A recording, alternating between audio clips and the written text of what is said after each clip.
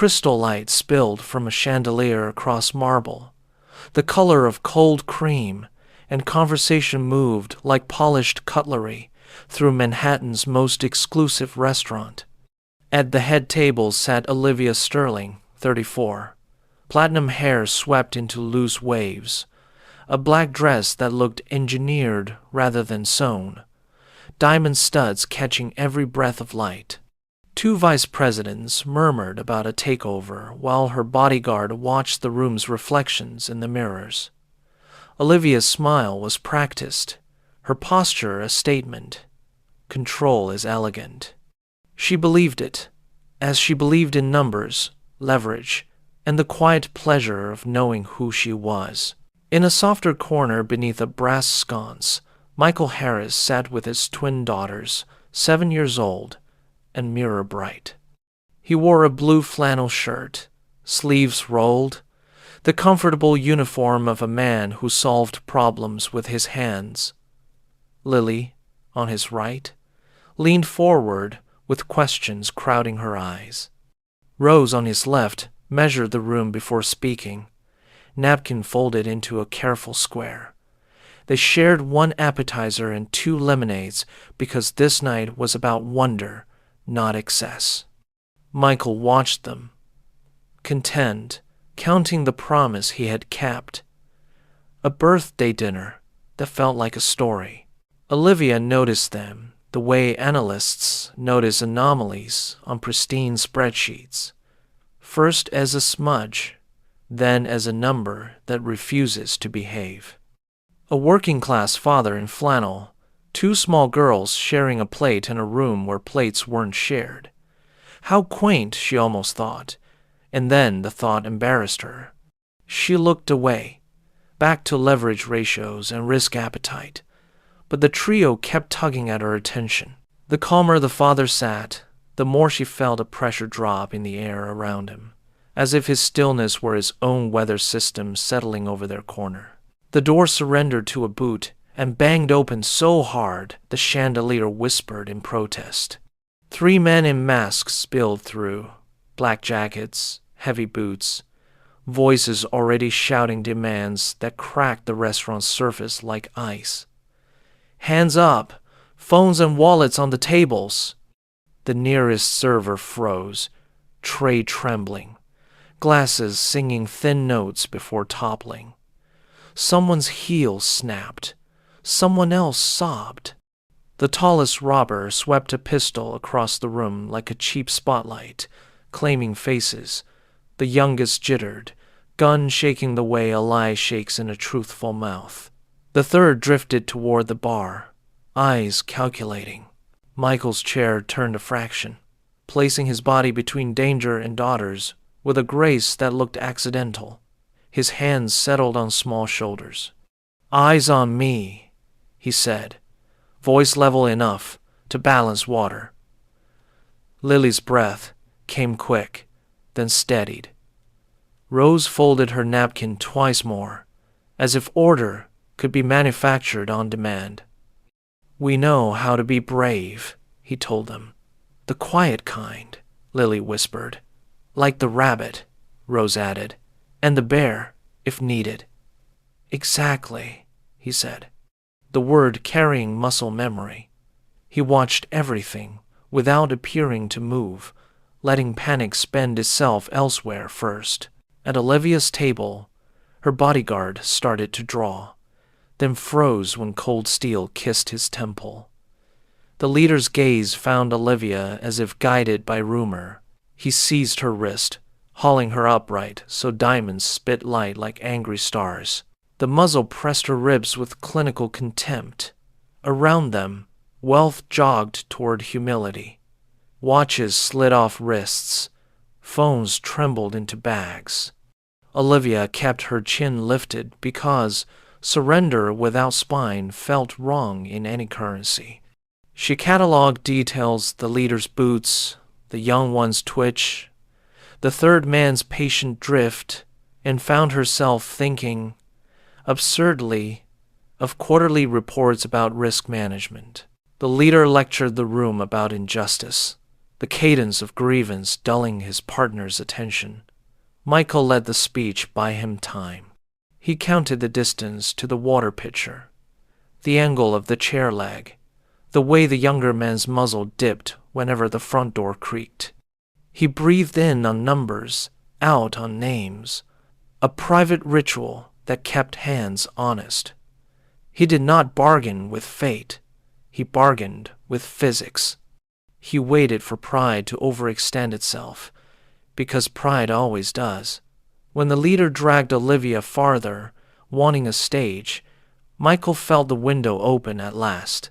He lowered the twins under the table, cheek to cheek, small hands fused, and they obeyed without argument because practice had prepared them.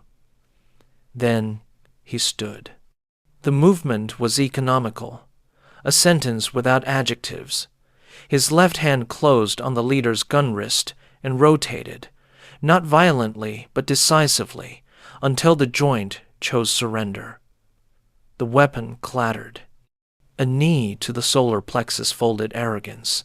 Michael slid sideways as the younger robber fired, felt air kiss his shoulder, hammered an elbow into ribs, stripped the pistol, dropped the magazine, racked the slide. The third man reacted by grabbing Olivia tighter. Michael stepped forward with empty hands visible, and authority filling the space between breaths. "Let your knees go loose," he told Olivia, voice low, precise, intimate as a coach at a starting block. She exhaled, released tension, and the robber had to bear dead weight while managing iron. Balance abandoned him. Michael redirected the muzzle skyward. The shot tore plaster from the ceiling like dusty snow. His other hand found the robber's neck and pressed a lesson every carotid understands. The man sagged. Olivia stumbled. Michael caught her and steadied her like a door, being returned gently to its frame. The room remembered how to breathe. A spoon ran somewhere, surprised to be metal. People peeked from beneath tables, the way prairie dogs brave daylight. Michael was already turning back, already kneeling, already gathering his girls into the country of his chest. Lily said nothing, just clutched and shook, and let relief rewrite her bones. Rose tried to apologize for spilling lemonade earlier, and then cried because she had been brave anyway. He told them, softly, that they did everything right. He did not look heroic. He looked like a father whose hands knew both violence and lullabies at once. Sirens braided into the night beyond the windows, and then burst inside as uniforms organized the mess with practice verbs. "Clear. Secure. You. Stay." Officers cuffed, trembling wrists, collected weapons, separated witnesses from echoes. When they reached Michael, their voices softened without agreement. "Sir, we'll need statements." He nodded, not yet letting go of the twins. An EMT approached, gauze ready, questions considerate. The graze on his shoulder yielded a thin red comma. He allowed bandage and pressure, promised stitches later. The girls kept a palm each on him, as if any treatment required a permission slip signed by touch. Olivia stepped forward as if wading into unfamiliar water, aware of her dress, her privilege, and the way both had failed to matter. "Thank you," she said, the words surprising her by sounding smaller and truer than speeches. Up close she saw the fatigue nested at the corners of his eyes, the kind you can earn only by choosing the harder thing, repeatedly. "Who are you?" The question wasn't corporate, it was human.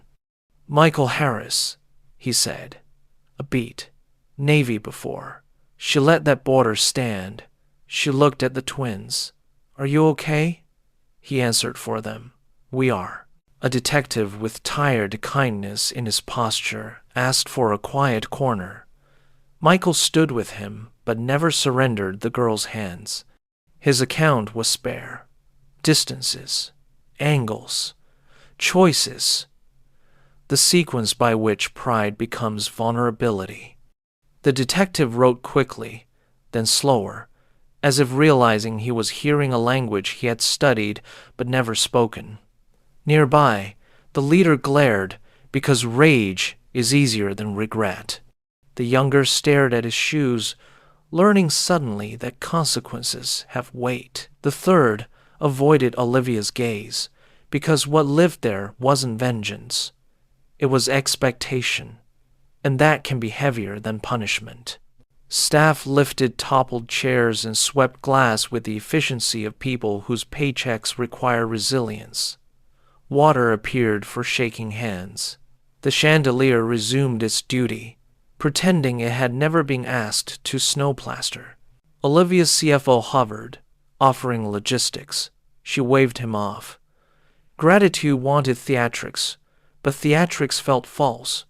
She wanted to write a check big enough to bruise the idea of money. Instead, she said, "If there's anything your family needs."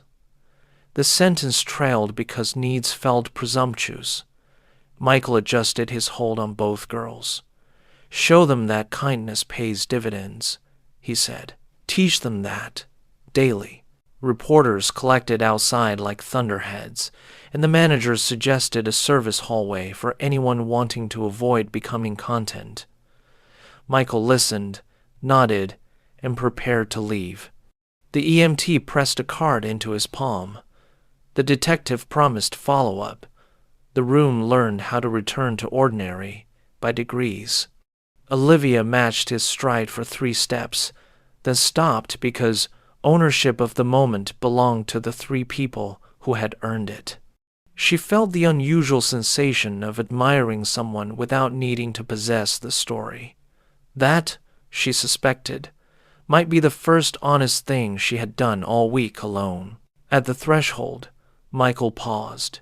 The chandelier's reflections scattered over his sleeves, constellations stitched into flannel. The twins had settled against him, sleepy now that adrenaline was paying its bill. He looked not at Olivia but toward the table where their appetizer waited, ridiculous and intact, and a small smile warmed his mouth. "Happy birthday, girls," he murmured. Lily answered with a nod you could feel more than see. Rose squeezed his hand twice, their private signal for "I'm okay." Then they vanished down the service hall, ordinary again, which is to say extraordinary in the only way that matters. Olivia remained among toppled chairs and righted glasses, feeling the outline of her beliefs loosen like a seam. She had always trusted numbers because they sat still. People were volatile. Yet a man with 2 small daughters had just proven that character can be a constant. Control, she realized, was thinner than she thought. Goodness was thicker. She canceled the rest of the evening with a gesture, told her team to take care of everyone's bills, and stood for a moment alone with the chandelier, which stubbornly insisted on being only beautiful. She made a decision to be useful tomorrow. Morning would swing its cameras like nets. Headlines would choose the loudest frame: flannel hero, billionaire witness, shattered ceiling. Olivia knew the media would miss the quiet truths, the way bravery protected small hands before anything else, the way competence admired silence. Before dawn, she sent a message to her office. Find Michael Harris, not to exploit, but to understand what help looks like when it refuses spotlight. Scholarships, maybe. A job that meant dignity, not charity. She surprised herself by caring whether the girls got to choose piano lessons or soccer without checking the price of shoes first for once. Meanwhile, in a small apartment far from Marble, Michael carried sleeping twins from the subway to bed, one at a time, making 2 trips that felt like pilgrimage. He tucked Lily first, smoothing hair that had escaped its ribbon, then Rose, who murmured mid-dream and settled. He washed plaster dust from his hands and stared at the gauze. striping his shoulder, amused by its smallness. He brewed tea, answered nothing, and sat where he could hear both bedrooms breathe. Hero was the wrong word. Father fit. In the quiet, he let adrenaline drain and gratitude rise like steadying tide inside. Out beyond his window, the city returned to its racket, indifferent as ever, but changed in ways no headline could measure. A room full of strangers now carried a private metric for strength that wasn't money or noise. A CEO found herself curious about goodness. 2 girls would wake to birthday pancakes and hear their father say, as always, that promises kept taste better than cake.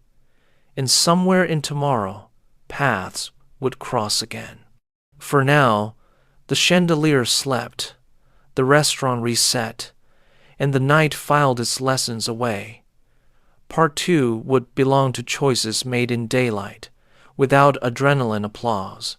The next morning, New York buzzed with headlines. News vans parked outside the restaurant.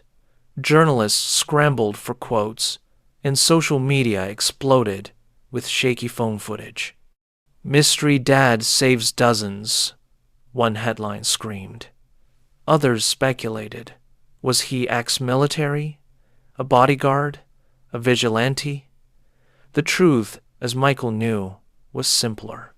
He was a father who'd promised his daughters a safe birthday, and promises were not negotiable. Lily and Rose ate pancakes at their small kitchen table, giggling when syrup dripped on their fingers. They were too young to understand trending hashtags, but they knew one thing: Daddy had kept them safe. Olivia Sterling had not slept well. The robbery replayed in her mind. The gun pressed against her ribs, the way fear clutched her throat, and then Michael. The calm in his eyes, the precision of his movements, the tenderness when he gathered his daughters. It unsettled her more than the robbery itself. She has spent years building walls, ruling boardrooms, and dismissing weakness. Yet, when danger came, her strength had looked like glass compared to his quiet steel. She ordered her assistant to find out who he was, not his resume, not his net worth, his real story. Michael didn't notice the world's fascination. His focus was on ordinary things: laundry, work calls, and coaxing Lily to eat her vegetables, while Rose colored quietly beside her. That evening, as the twins settled into bed, Lily whispered, "Daddy, were you scared?" Michael kissed her forehead. "Yes. Being brave doesn't mean you're not scared. It means you do what's right anyway," Rose asked softly. "Even if your hands shake?" He nodded. "Especially then." The girls drifted off, their small hands tangled together, while Michael sat by their door, listening to their breathing. He knew peace was temporary. 2 days later, Olivia arrived unannounced at his modest apartment building. It was a far cry from her penthouse. Peeling paint, creaking stairs, the smell of fried onions lingering in the hall. She wore no suit, only jeans and a coat, trying not to stand out. When Michael opened the door, he blinked in surprise. Lily and Rose peeked from behind him, whispering like conspirators. Olivia introduced herself, voice steady but softer than usual. "I came to thank you, properly." Michael hesitated. He wasn't used to CEOs at his doorstep, but the twins tugged his sleeve. "Let her in, Daddy. Have to call to this." Inside, Olivia found a small but warm home. Crayon drawings covered the fridge. Books were stacked on a shelf Michael had clearly built himself. A photo of the twins as toddlers sat framed on the table, their late mother absent but felt. Olivia sat stiffly on the couch while Lily and Rose circled her, firing questions. "Do you have kids? Do you like ice cream? Why is your hair so shiny?" Olivia laughed awkwardly. She hadn't been interrogated like this in years. Michael watched quietly, arms crossed, waiting. Finally, Olivia met his eyes. "You didn't just save me, you saved everyone." Michael shrugged. "I did what anyone would." Olivia shook her head. "No, everyone else froze. You moved." His jaw tightened. He didn't want the attention, the praise, or the questions. But the twins were beaming at him, proud as ever, and Olivia noticed the way his shoulders softened when he looked at them. "They're lucky," she said gently. Michael's eyes flicked to her, guarded. "I'm the lucky one." The room grew quiet. For a moment, Olivia felt the weight of something unfamiliar pressing against her chest. Not admiration, not debt, but respect for a man who lived differently. Word spread quickly through the city. Journalists camped outside his building. Neighbors whispered, and strangers offered free coffee or handshakes. Michael disliked the spotlight, but Lily found it exciting.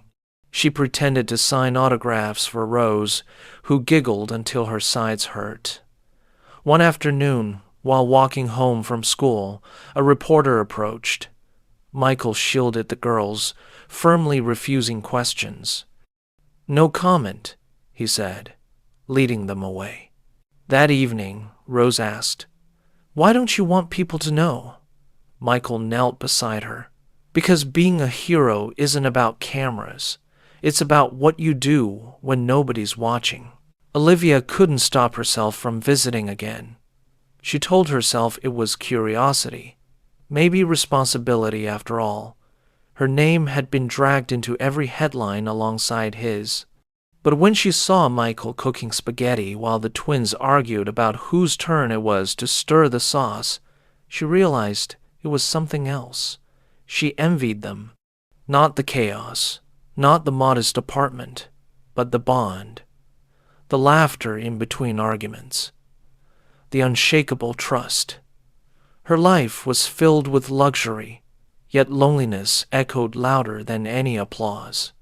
Watching them, she felt like an intruder in a world she secretly wanted. Over time, the twins grew attached to Olivia. Lily asked if she could braid her hair.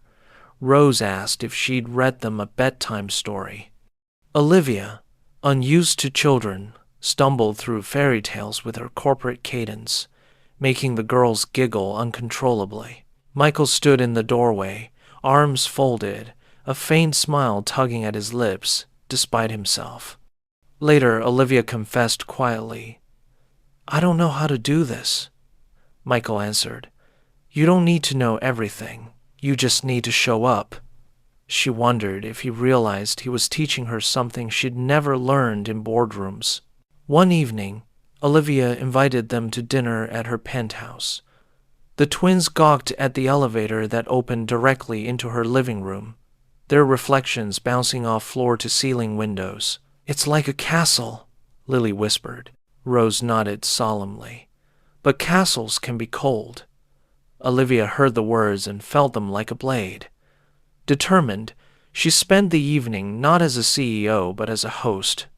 They made pizza together, flour dusting expensive countertops. Michael looked almost comfortable, sleeves rolled, helping his daughters knead dough. Olivia realized she was smiling more than she had in years. Real smiles, unguarded. But not everyone approved. Olivia's board frowned at the headlines, linking her name with a mystery single dad. Investors whispered. Her assistant cautioned, "This could damage your image." Olivia listened, then dismissed them. "Maybe my image needs damage," she muttered. Michael, on the other hand, faced judgment from neighbors who muttered about rich women slumming it. He ignored them, but one evening Lily asked, "Daddy, why do people look at us funny?" He sighed, pulling both girls close. "Because some people don't understand, but we don't live for their understanding. We live for each other." The twins nodded firmly. The bond between Olivia and the twins deepened. Lily insisted Olivia attend her school art show. Rose saved her a seat at the spring recital. Michael was wary at first, but seeing his daughter's joy softened his resistance. One night, Rose whispered as Olivia tucked her in, "I wish you could stay forever." The words stunned Olivia, lodged in her heart like an unshakable seed. Later, she confessed to Michael, "They see me as something I don't think I can be." Michael looked at her steadily.